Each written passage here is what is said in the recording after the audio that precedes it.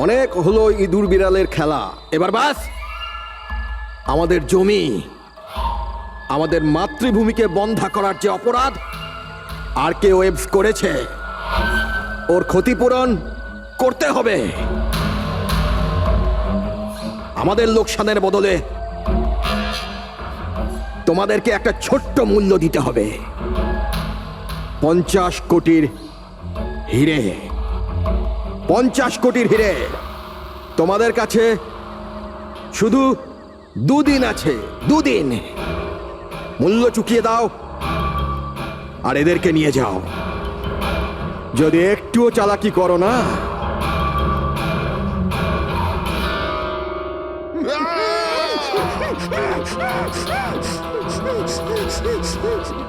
এটা হুমকি নয়, এটা হুঁশিয়ারি। টাকা যদি না পৌঁছয়, প্রথম 24 ঘন্টায় একজন আর দ্বিতীয় 24 ঘন্টায় দ্বিতীয় জন।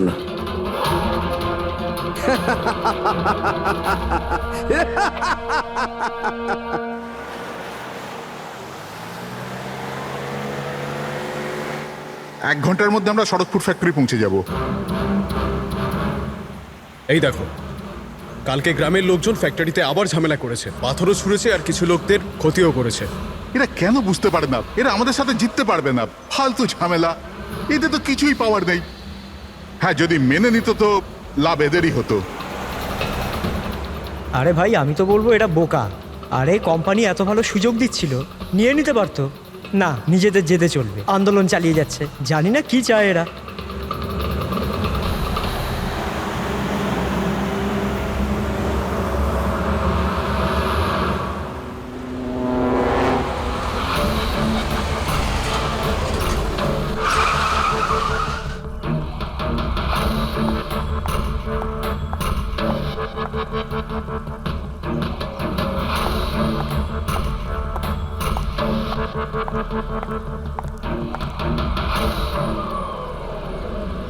Excuse me, yes. আসলে আমার কার্ডটা খারাপ হয়ে গেছে, আপনারা একটু দেখবেন? হ্যাঁ হ্যাঁ, নিশ্চয়ই।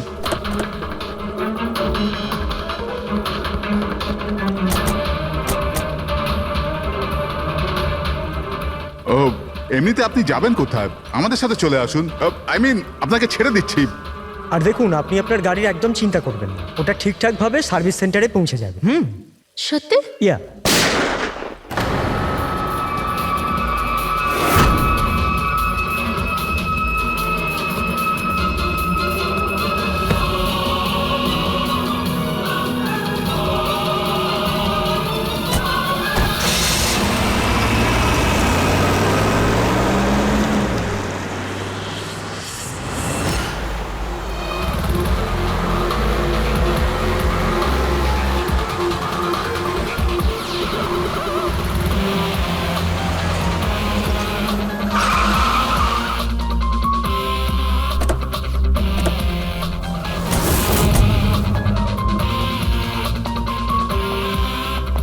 স্যার, গাড়ির নম্বর থেকে জানতে পেরেছি যে ড্রাইভার আরকেওয়েবস কোম্পানির ড্রাইভার। আমরা কোম্পানিকে ইনফর্ম করে দিয়েছি, ওরা এক্ষুনি চলে আসবে। একদম কাছ থেকে গুলি চালিয়েছে, পয়েন্ট ব্ল্যাঙ্ক। এই টায়ারের মার্কস, মনে হচ্ছে এখানে কোনো দ্বিতীয় গাড়ি ছিল।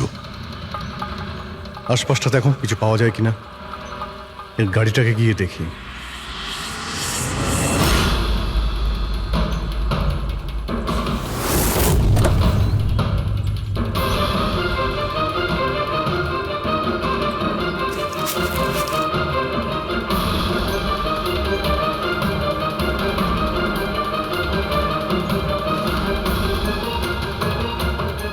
তিনটে ল্যাপটপ আছে গাড়ির ভেতরে। মনে হচ্ছে গাড়ির মধ্যে ড্রাইভার ছাড়া আরো লোক ছিল। স্যার, স্যার 3টে ভাঙা মোবাইল পেয়েছি ওই ঝোপটার কাছে। আর এখানে গাড়ির ভেতরে 3টে ল্যাপটপ। স্যার, এই 3 জনের মোবাইলই কিডন্যাপাররা ছিনিয়ে নিয়েছিল আর এদের ভেঙে দেয় যাতে লোকেশন ট্রেস না হয়।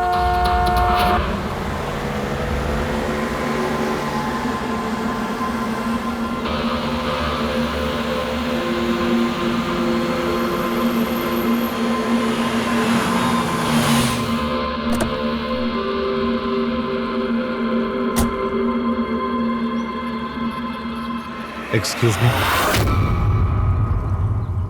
আপনি আগে আমি বিক্রান্ত, আর কে ওয়েবস কোম্পানির সিইও, আর ইনি হচ্ছেন আমাদের chief functional officer Malini. Hello sir. কে কে ছিল এই গাড়িতে আপনি জানেন? অভয়, মুরলী আর সঞ্জীব, ওই তিনজন আমাদের টপ এক্সিকিউটিভ ছিলেন। আমাদের অফিসের কাজে সড়কপুর গেছিলেন। দেখুন, আমাদের মনে হচ্ছে যে এই তিনজনকে অপহরণ করা হয়েছে। ও মাই গড। আপনার কিছু ধারণা আছে যে এই কিডন্যাপিং কে করতে পারে?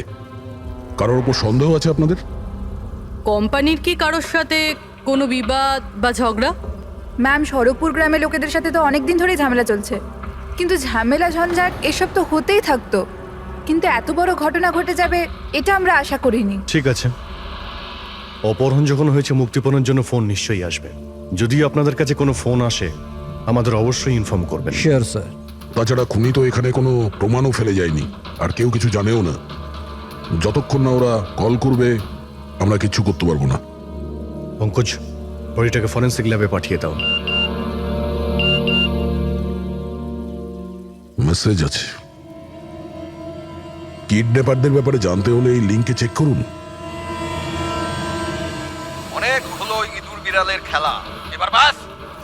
আমাদের জমি, আমাদের মাতৃভূমিকে বন্ধা করার যে অপরাধ আর কে ওয়েবস করেছে, ওর ক্ষতিপূরণ করতে হবে 50 কোটির হিরে। তোমাদের কাছে 2 দিন আছে, 2 দিন। যদি একটুও চালাকি করো না। স্যার, এ তো ওকে মেরেই ফেললো। স্যার স্যার এই ভিডিওটা ওরা টিভিতে দেখাচ্ছে। কিন্তু এই ফুটেজ চ্যানেলের লোকেরা পেল কোথা থেকে? এরকম ধরনের ফুটেজ আপনারা ন্যাশনাল টিভিতে দেখাচ্ছেন? হ্যাঁ, আরে আপনাদের কোনো মানবিকতা বিবেক বলে কিচ্ছু নেই নাকি? হ্যাঁ, অন্তত জনসাধারণের প্রতি দায়িত্বটা বোঝা উচিত ছিল। কিন্তু স্যার, সাধারণ লোকের কাছে খবর পৌঁছে দেওয়াটাও তো আমাদের দায়িত্ব। ব্যাস ব্যাস, এই দায়িত্বের কথা আপনারা বলবেন না, বুঝেছেন? এই দায়িত্ব পালন করতে গিয়েই তো আপনারা ভুলে যান। একজনকে খুন করা হচ্ছে আর আপনারা তার ভিডিও দেখাচ্ছেন, কিন্তু এটা ভেবে দেখছেন না যে ওর মা বাবার কি অবস্থা হবে, ওর স্ত্রীর কি অবস্থা হতে পারে, আর ওর বাচ্চাদের কি অবস্থা হতে পারে। কোনোদিন ভেবেছেন? না। ব্যাস, চ্যানেলের টিআরপি বাড়াও, তাহলে আরো টাকা আসবে। স্যার, এতটা ভাবিনি। যখনই ফুটেজ পেয়েছি আমরা। কোথায় পেয়েছো ফুটেজ? কোথা থেকে পেয়েছো ফুটেজটা? স্যার, ওই ফুটেজটা আমি পেয়েছিলাম। কোথা থেকে? কেউ দিয়েছিল আমাকে। কে দিয়েছিল? স্যার, ওটা তো আমি জানি না। তার মানে 2 ঘন্টা আগে আমার একটা আননোন নাম্বার থেকে ফোন এলো। উনি বললেন যে ওনার কাছে নাকি আরকেএভস কোম্পানির বিরুদ্ধে প্রমাণ আছে, যে কিভাবে সড়কপুরের ওই জমিগুলো নষ্ট করার পেছনে ওদের হাত আছে। তো আপনি দেখা করেছিলেন? স্যার, দেখা করতে তো গেছিলাম, আর অনেকক্ষণ অপেক্ষাও করলাম, কিন্তু কেউ এলো না। তারপর আমি ওখান থেকে চলে এলাম। হ্যাঁ, যখন আমি আমার গাড়ির কাছে এলাম তখন দেখলাম গাড়ির উইন্ডশিপে একটা এনভেলাপ আটকানো আছে। ওই এনভেলাপের ভেতর একটা পেনড্রাইভ ছিল। এই সব ফুটেজ আমি পেনড্রাইভ থেকে পাই। স্যার, এই বাইরে আমি কিচ্ছু জানি না। রাস্তা থেকে 3 জন কিডন্যাপ হয় আর মুক্তিপণের জন্য কোনো ফোন আসে না, অথচ এই ফুটেজটা আসে আপনার কাছে। কেন এই ফুটেজটা অন্য কারো কাছে কেন গেল না? স্যার, কারণ এই পুরো ম্যাটার আমি প্রথম থেকেই রিপোর্ট করছি। আরকেএভস কোম্পানির জন্য গ্রামবাসীর যত অসুবিধা হয়েছে ওই সব আমি কভার করেছি, আর গ্রামবাসীর পক্ষ আমিই রেখেছি। হয়তো সেজন্যই। তাহলে তোমার এটা মনে হয় যে এই সব কিছুর পিছনে গ্রামবাসীদেরই হাত আছে?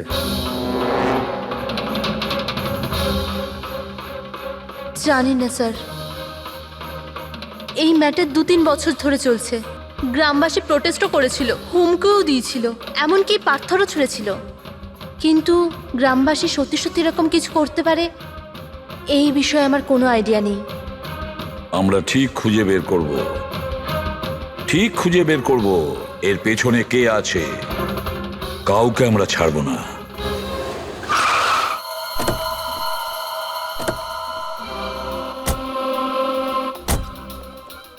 আসুন স্যার। স্যার, ইনি সুধাকর, সড়কপুর গ্রামের প্রধান। দেখুন স্যার, এটা ঠিক যে আমরা কোম্পানির বিরুদ্ধে লড়াই করছি, আর এটা আমাদের অধিকারের লড়াই, বহু বছর ধরে চলছে।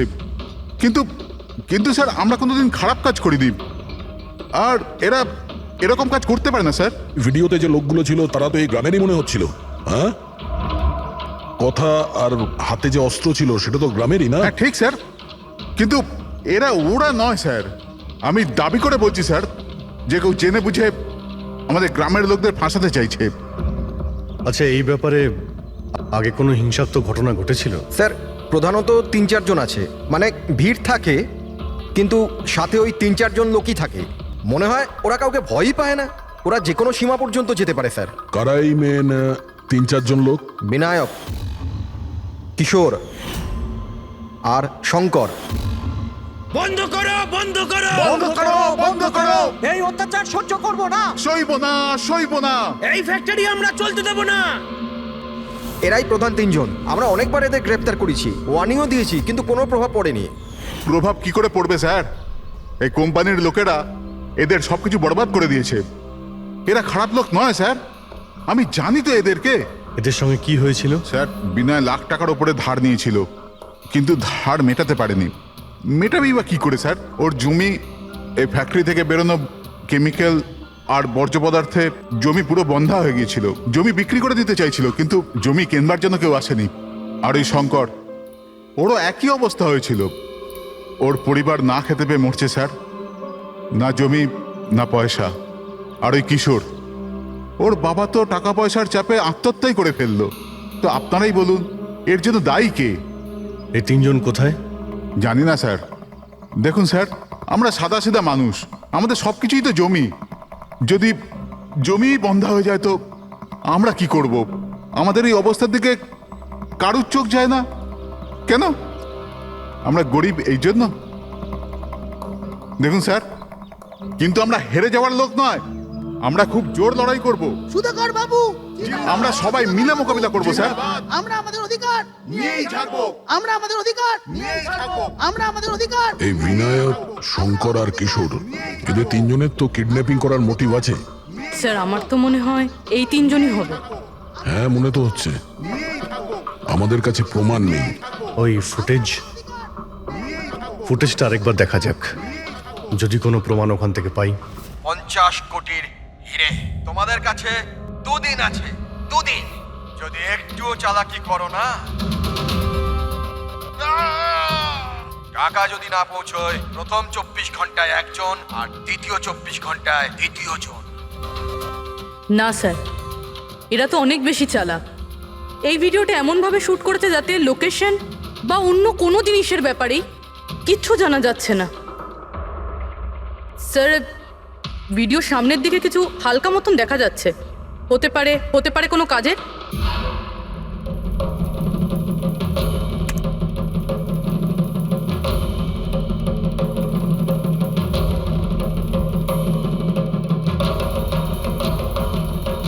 পাথর, একটু স্টপ করো,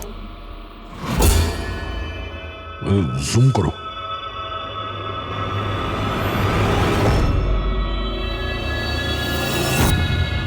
এটা তো পাথর স্যার। এ তো বেশ বড় পাথর, কোনো পাহাড়ের স্যার এটা। কিন্তু আমার এটা কোনো গুহা বলে মনে হচ্ছে, বা কোনো পোড়ো বাড়ি হয় না? পুরবি চেক করে দেখো তো এই গ্রামের আশেপাশে কোনো গুহা বা পুরনো বাড়ি আছে কিনা। গুহা তো অনেকগুলোই আছে, কিন্তু সবগুলো চেক করতে গেলে তো অনেকটা সময় লেগে যাবে। কিন্তু আমাদের কাছে সময়ই তো নেই, শুধু 8 ঘন্টা পড়ে আছে। আর এই 8 ঘন্টার মধ্যে যদি কিছু করতে না পারি, তাহলে আরো একটা প্রাণ চলে যাবে, আরো একটা খুন হবে।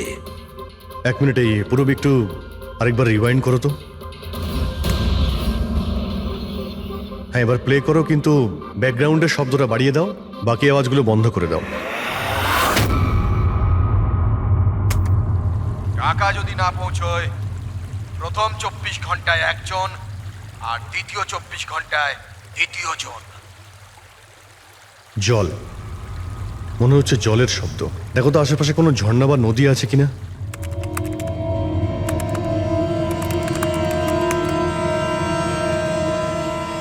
ইয়েস স্যার, একটা নদী তো আছে। স্যার, ওইদিকে একটা গুহা আছে, যার পাশ দিয়ে নদীটা যাচ্ছে।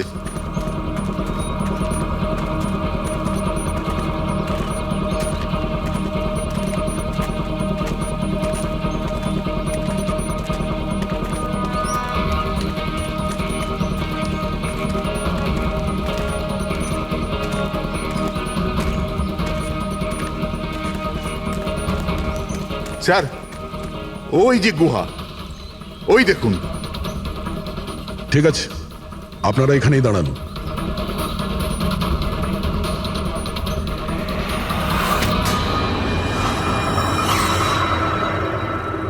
চল চল। এখানে তো খুবই অন্ধকার।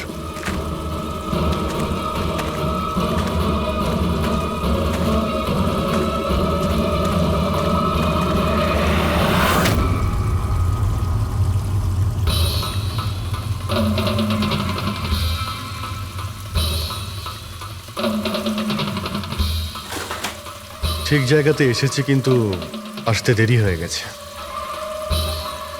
মনে হচ্ছে গ্রামবাসীদের জানিয়ে আমরা ভুল করেছি। এদের মধ্যে কেউ খবর দিয়ে দিয়েছে। কিন্তু এই অভয় যাকে মারলো তার লাশটা কোথায়?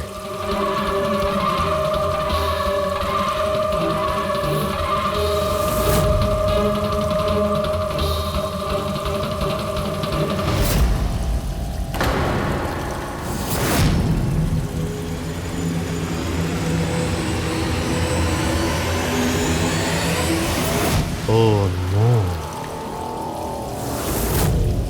অভয় এ তো মারা গেছে। কিন্তু এটা কি 6 PM? স্যার আমার মনে হয় যে আমাদের কাছে আর কোনো উপায় নেই, আমাদের ওদের ডিমান্ড মেনে নেওয়া উচিত।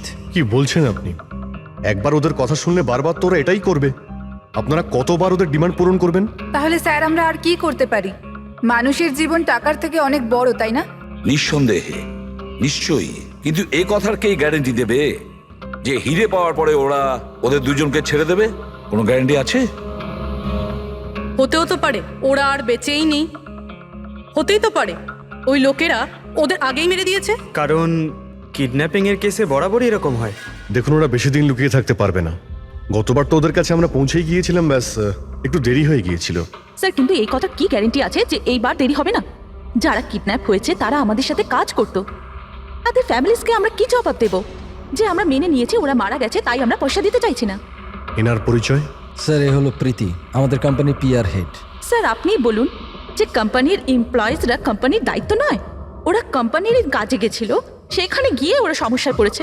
আর যদি ওদের কিছু হয়ে যায় তাহলে স্যার আমরা ওদের কি জবাব দেব? হ্যাঁ স্যার, আর ওই ভিডিওটার জন্য আমাদের কোম্পানির কত বদনাম হয়ে যাচ্ছে, আমাদের কোম্পানির শেয়ারসের দাম পড়ে যাচ্ছে। আর এই সময় যদি আমরা টাকার দিকটাই দেখি তাহলে না আমরা ওদের জীবন বাঁচাতে পারবো না এই কোম্পানিকে। I think she is right sir. এবার আপনি ঠিক করুন আপনি কি করবেন। আমার মনে হচ্ছে তোমরা দুজনে ঠিক কথাই বলছো। আমাদের হাতে আর কোনো অপশন নেই, আমরা ওদের হিরেটা দিয়েই দিই। কারণ আমি আমার এমপ্লয়ীদের জীবন নিয়ে ছিনিমিনি খেলতে পারি না। Please sir. সীমা তাড়াতাড়ি, স্যার আপনার জন্য অপেক্ষা করছেন। Sorry sir, we are late. Interview শুরু করি। লেটস ডু ইট, আমাদের হাতে সময় বেশি নেই। চলো।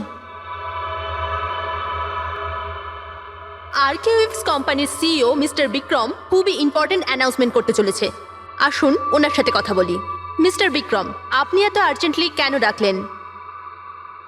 আমরা কিডন্যাপার্সদের সমস্ত ডিমান্ড মেনে নিচ্ছি, শুধু ওদের কাছে আমাদের একটাই রিকোয়েস্ট, ও আমাদের এমপ্লয়িজদের কোনো অসুবিধা যেন না করে, ওদের কোনো রকমের কোনো ক্ষতি যেন না করে। Please, it's a request. দেখুন স্ক্রিনে যে নাম্বারটা ফ্ল্যাশ করছে সেই নাম্বারে কিডন্যাপার্সরা আমার সাথে যোগাযোগ করে হিরে কখন কিভাবে দিতে হবে সেটা আমাদের বলতে পারে। But again I would like to request one thing, please don't harm my employees. Thank you so much. Thank you. এক্ষুনি আপনারা আরকেওয়েভস কোম্পানির সিইও মিস্টার বিক্রমের কথা শুনলেন। উনি কিডন্যাপারদের ডিমান্ড মেনে নিয়েছেন। উনি কিডন্যাপারদের আপিল করেছেন যেন ওনার লোকেদের ছেড়ে দেওয়া হয়। আর এদিকে সিআইডি এই আশঙ্কা করছেন যে কিডন্যাপাররা ওদের লোকেদের আগেই মেরে দিয়েছে। এই খবরের আপডেটের জন্য সঙ্গে থাকুন আমাদের সাথে। চলুন স্যার।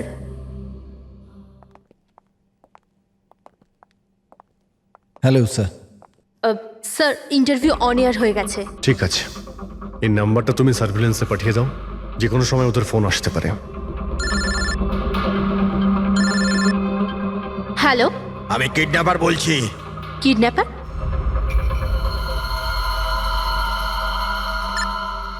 শোনো, ওই যে যে হিরে আছে না, ওটা তুমি নিয়ে আসবে। এখানে তোমাকেই আসতে হবে, তাও একা। আমি আমি কেন?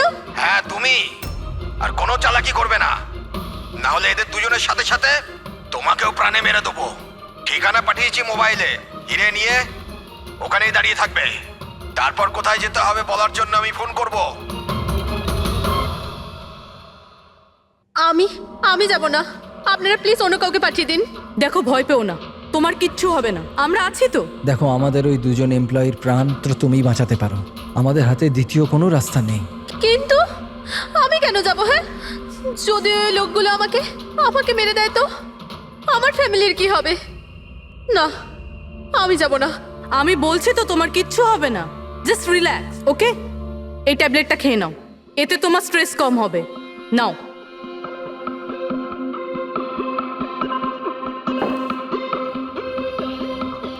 দেখো সীমা, আমরা তোমাকে একা পাঠাচ্ছি না। আমরা আশেপাশেই থাকবো, তোমার সঙ্গে ট্র্যাকিং ডিভাইস থাকবে, তুমি যেখানেই যাবে আমরা জানতে পেরে যাব। না স্যার, আপনারা কি শুনেননি ওরা কি বলেছিল? যদি আমি কোনো চালাকি করার চেষ্টা করি তো ওরা আমাকে মেরে ফেলবে। স্যার, ও একদম ঠিক কথা বলছে। এও মারা যাবে আর ওর সঙ্গে আমার দুজন এমপ্লয়িও মারা যাবে। স্যার, ওরা যে ডিমান্ড করছে আমাদের মেনে নেওয়া উচিত। আমাদের হাতে আর অন্য অপশন নেই স্যার। আমি অন্তত কাউকে মরতে দেখতে পারি না। আপনারা খুব বড় ভুল করছেন।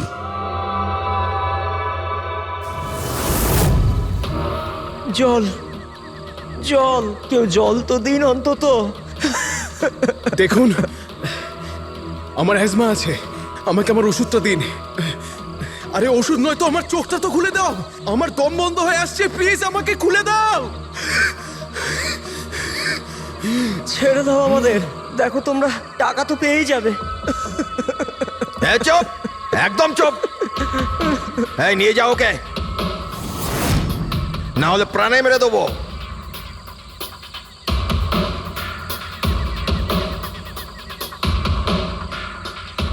জল খাবি না? জল চাই, এনে। আরে আরে কেউ আমাকে ওষুধ তো দাও।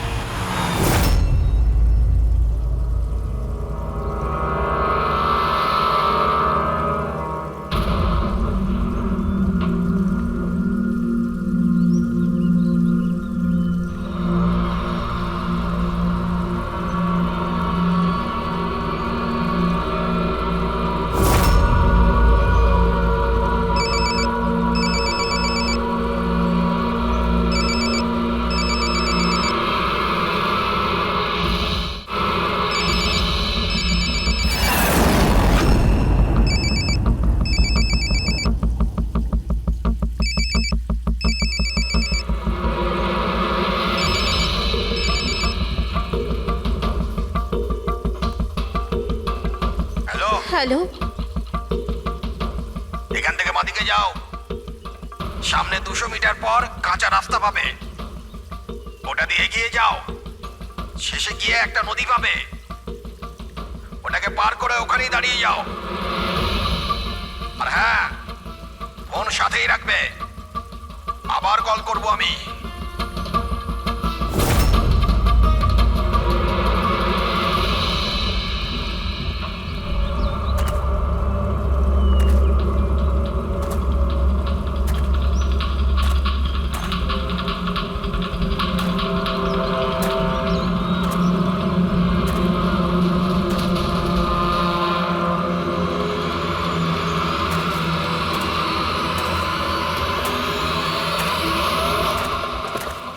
এই সীমার গল্পটা তো এই কেসে নতুন মোড় নিয়ে এলো। তবে পুরবি, তোমার আইডিয়া তো কামাল করে দিয়েছে। স্যার, বলো পুরবি। স্যার, একটা ক্লু পেয়েছি। কি? এই সীমা এমনি এমনি নিউজটা কভার করছিল না, আসলে এ ওই গ্রাম থেকেই বিলং করে। কি? হ্যাঁ স্যার, পড়াশোনা শেষ করার পর এ শহরে চলে আসে, কিন্তু এর পরিবার এখনো ওই গ্রামেই আছে। আর এই ফ্যাক্টরির জন্যই ওদের অনেক লোকসান হয়েছে। কিন্তু সীমা তো এই কথাটা আমাদের বলেনি। হ্যাঁ স্যার, এরকম তো কোনো কথাই বলেনি ও। সেটাই তো। তার মানে স্যার এই সীমারও তো মোটিভ ছিল এইসব ঘটনায় জড়িত হওয়ার জন্য। হ্যাঁ, হতেই পারে। ওই পেন ড্রাইভটাই ওই পেয়েছিল, ওই কিডন্যাপাররা ফোন কলে ওকেই করেছিল। হ্যাঁ স্যার, আর কিডন্যাপাররাও হিরে পৌঁছানোর জন্য ওকেই বেছে নিয়েছিল। ওই সীমাকে কোথাও একা যেতে দেওয়া যাবে না, ওর ওপর কড়া নজর রাখতে হবে, এমন ভাবে যাতে ও কোনো মতেই বুঝতে না পারে, ও যেন কোনোভাবে জানতে না পারে। আর না ওই কিডন্যাপারদের। হ্যাঁ,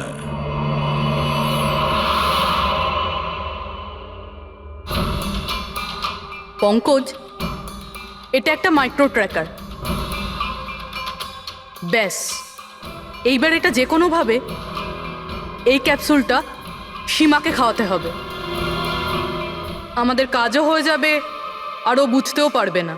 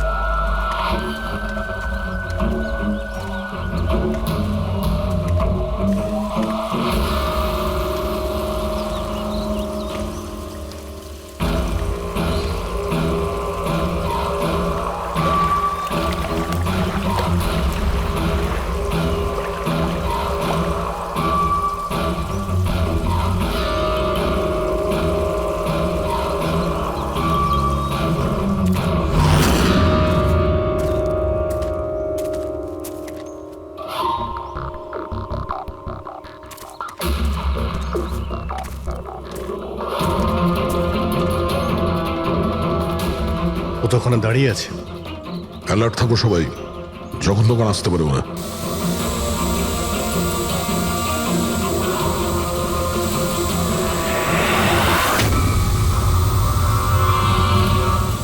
ড্রোন?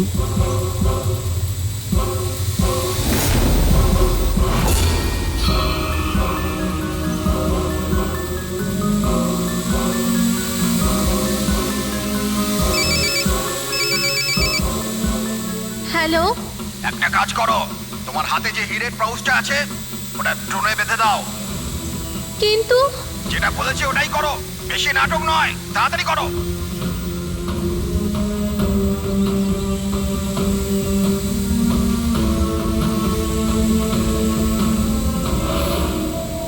হিরে তো ড্রোনে বেঁধে দিচ্ছে।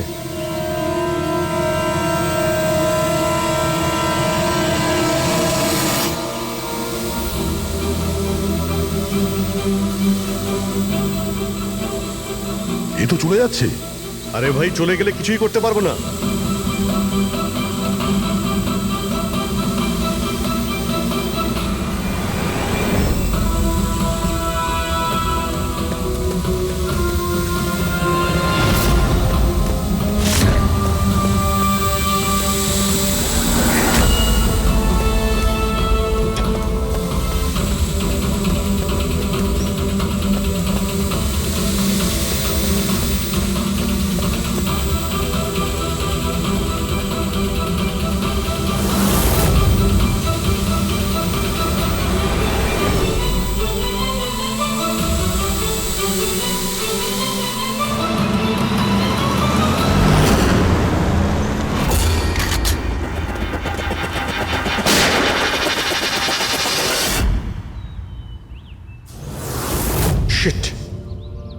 এবার তো হিরেও ওদের কাছে আছে।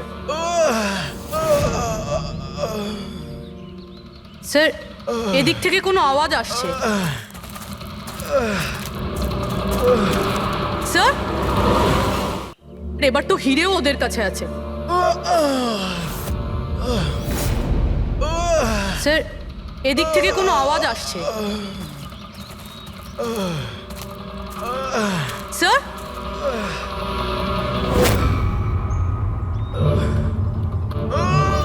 সঞ্জীব,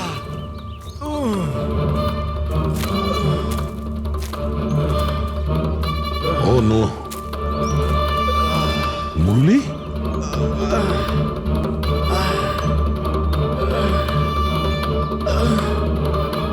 জাকিরা অন্তত বেঁচে তো আছে, মনে হচ্ছে যাওয়ার সময় ফেলে দিয়ে গেছে।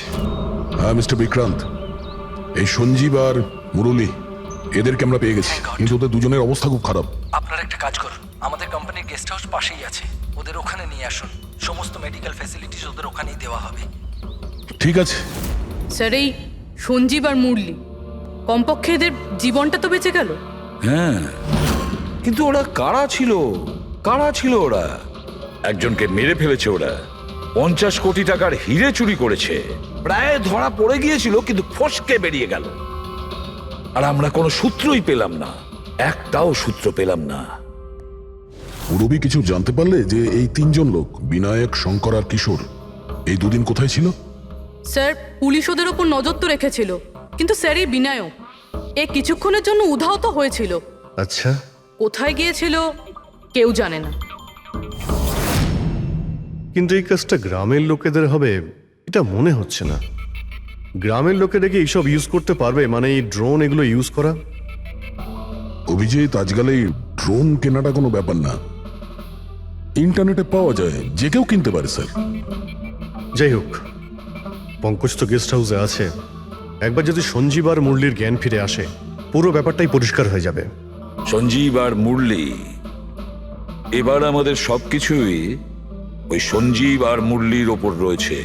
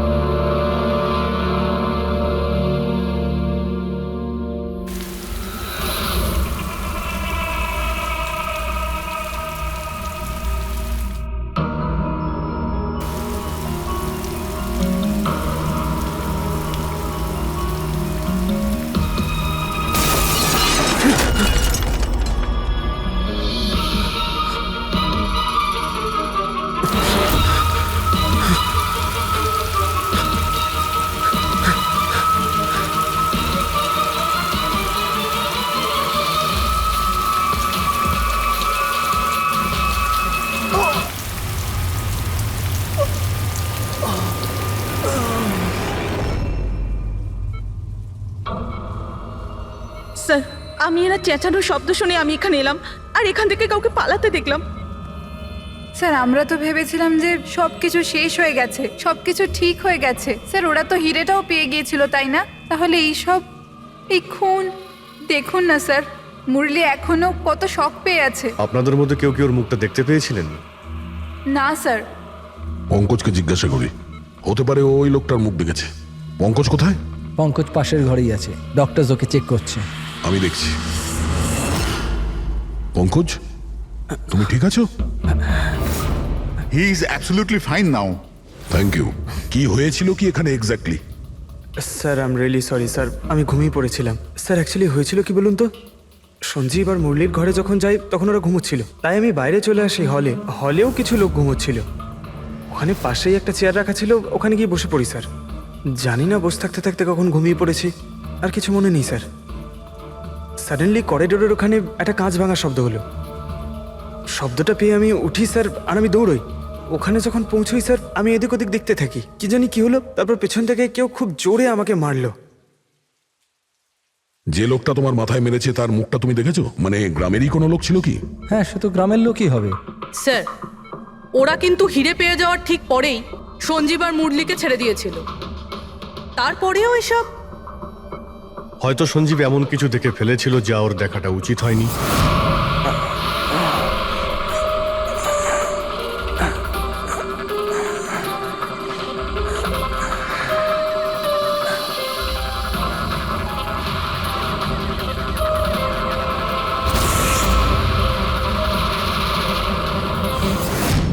ওদের বিপদ হতে পারতো, সেই জন্যে। স্যার, সঞ্জীব যদি এরকম কিছু দেখেই ফেলে, তাহলে সঞ্জীবকে আগেই কেন মেরে ফেললো না? তখন মারতে পারেনি বলেই তো এখন মেরে গেল। সমস্ত রুম বন্ধ ছিল, তো খুনি কাঁচ ভেঙে ভিতরে ঢুকেছিল না?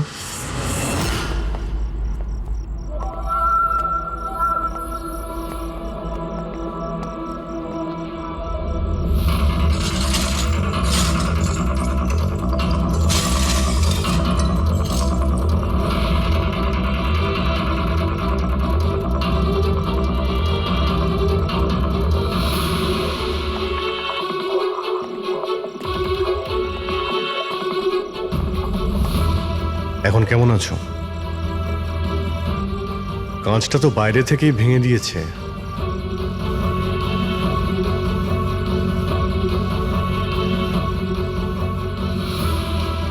দয়া, এ দেখতে পাচ্ছ?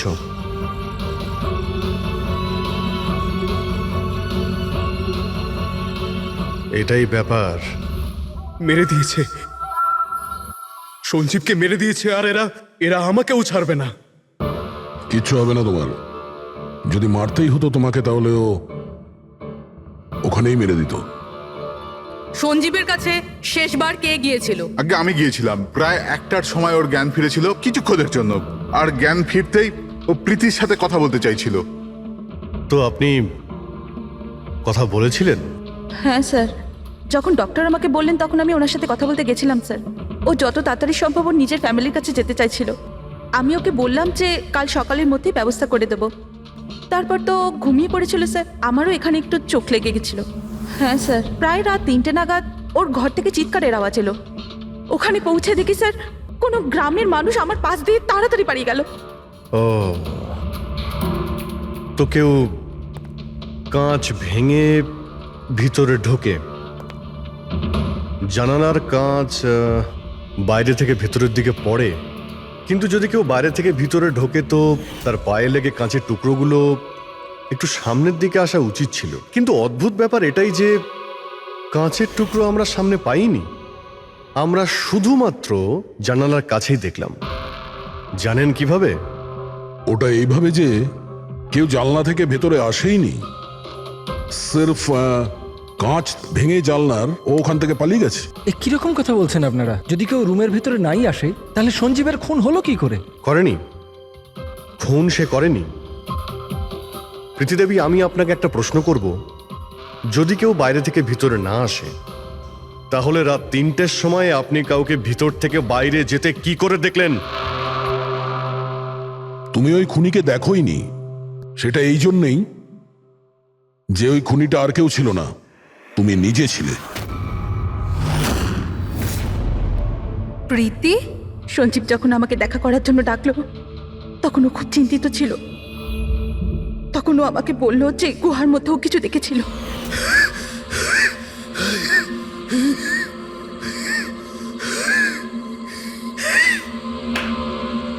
আরে কেউ জল তো খাওয়াও।